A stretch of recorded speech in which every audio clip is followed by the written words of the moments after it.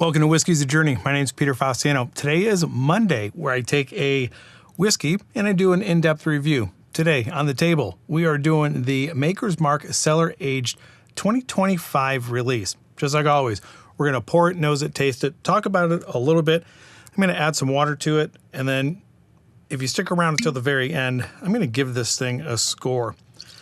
Just a quick reminder, I do have an October giveaway happening. If you're interested in supporting the channel, all of the rules to the giveaway are in the description below. So when we're taking a look at the Maker's Mark Cellar Aged, this is my first time actually even seeing it on the shelf or having an opportunity to buy it. And when I saw it, I was debating on whether to get it or not based on some of the reviews of the 2023 and the 2024.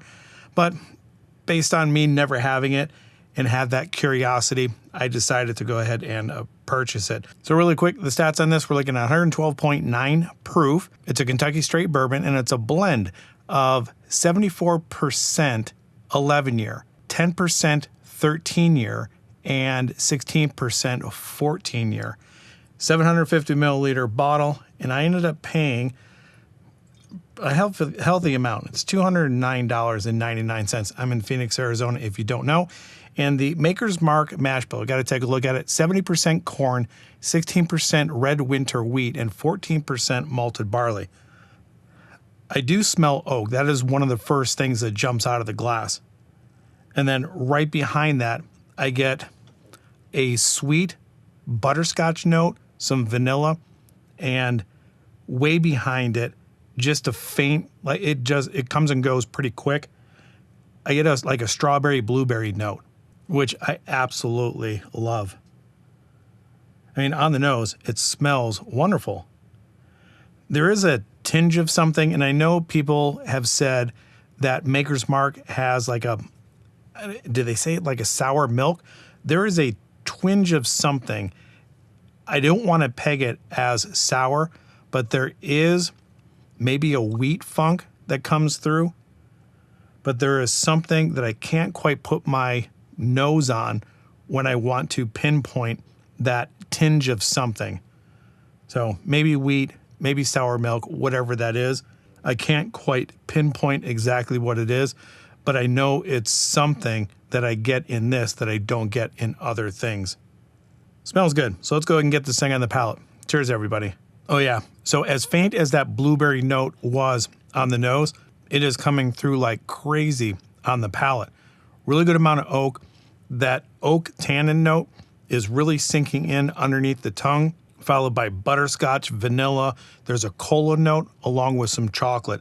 As I'm sitting here trying to concentrate a little bit more on the finish, there is a tannin note, a tannic note that kind of rises to the point where it might be a little bit over the amount that I like, because it does come across as a little bit bitter. But I got to tell you, that chocolate and blueberry, a little bit of strawberry note is also there. Quite a long finish. I do like that quite a bit. That was the first sip. Let me get a second sip in, concentrate a little bit more on the notes that I am getting, concentrate on how intense those flavors actually are, add some water to it, talk a little bit about cellar aged, and then get on to the score. So second sip, everybody. Second sip, there's a little bit more oak, a little bit more cinnamon spice, like a cinnamon red hot, butterscotch, blueberry, strawberry, vanilla. The cola note is still there. Now, as far as the intensity, that's what I was really trying to concentrate on. The intensity of those notes are elevated over what I think you would typically get in a bourbon. And I've said this multiple times. I don't think the range of notes that you get in a bourbon are very, very large, but what separates a good, an above average, and a spectacular bourbon would be the intensity of each of those individual flavors that come through. What stands out to me most in this is definitely the oak and those oak tannins that are sinking underneath the tongue.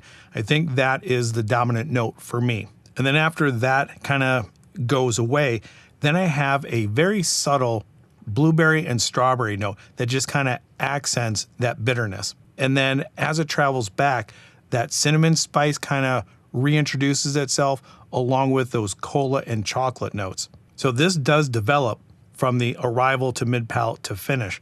And then those flavors kind of do drop off pretty quick.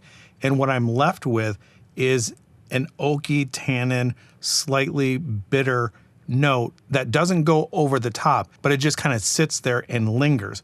The fruit notes are gone, the cinnamon notes are gone, and it's just oak, which I guess is good if you like oak. And today, in this case, I do like it. So let me go ahead and add a couple of drops of water, and I want to talk a little bit about the Cellar aged. And I've got 3 glasses over here because I was curious on something, and I don't know if you're going to be curious about this or not, but I'm going to show it to you anyway when I get to it. So when we're taking a look at the Maker's Mark Cellar aged, it came out the first release in 2023. That 2023 release had 11 and 12-year-old in it, and it was an 87% 12-year-old and a 13% 11-year. And this is where I'm kind of going with this because I started to get curious. Right on the side of the label, they talk about the percentages of the specific ages in there. And I was curious on what that actually looked like in a 2-ounce pour. And then 2024 came out. The 2024 release had 12-year-old and 13-year-old. And of that, 85% was the 13-year-old and 15% was the 12-year-old. And like I had mentioned, this one, the 2025, has 74% 11-year, 10% 13-year, and 16% 14-year. So I'm thinking, what does that actually look like? If you're curious or not curious, I'm going to show it to you anyway, like I had mentioned. So when we're taking a look at 74% of a 2-ounce pour is just about 3 tablespoons of whiskey. So that's what that looks like. And it's 1.48 ounces. Now we're taking a look at the next one up, which is the 14-year, the oldest whiskey in here. That looks like this. And we're looking at 0.32 ounces. That's just under 2 teaspoons. And the other one is 0.2 ounces, and that is just over a teaspoon. So if you're looking at a 2-ounce pour and you're wondering what the ages or the amounts look like, we're looking at the 11-year, the 13-year, and then the 14-year. Put all those together and you end up with a 2-ounce pour. So I really wonder how much of an effect or effect it actually has with the older whiskeys combined with the younger one. I don't know if you found that interesting or not, but when I was looking at that, it kind of got my, gerbils running in my head, wondering what that looked like. So there you go. All right, hopefully that is enough time for the water to do its thing. Let's go ahead and get it on the nose, on the palate, and then give this thing a score. On the nose, it's a little bit more floral. I don't think I got florality the first time I nosed it without the water. But it does now have a perfumey type note. Not sure if I'm crazy about that. Butterscotch is still there. There's also a very faint hint of blueberry and strawberry like I got without the water. Vanilla, chocolate. Yeah, it pretty much smells the same with the exception of the floral note. All right, let's go ahead and get it on the palate. The water brought out a little bit more of that cinnamon red hot note. That floral component that I was getting on the nose is definitely not coming through on the palate. So the oak note is there without being overly tannic, which is a good thing. I don't get strawberry. I don't get blueberry. That chocolate note has disappeared. Maybe a little bit of a cola note is there. If you want something a little bit, well, I can't say if you will because whiskey tasting is subjective. You might get something completely different than I do. But if you want to take the chance at trying to get something a little bit more cinnamon forward, add a little bit water to this. If you want it more butterscotchy, then don't add water to it. Palates are going to vary. That's what I'm getting today.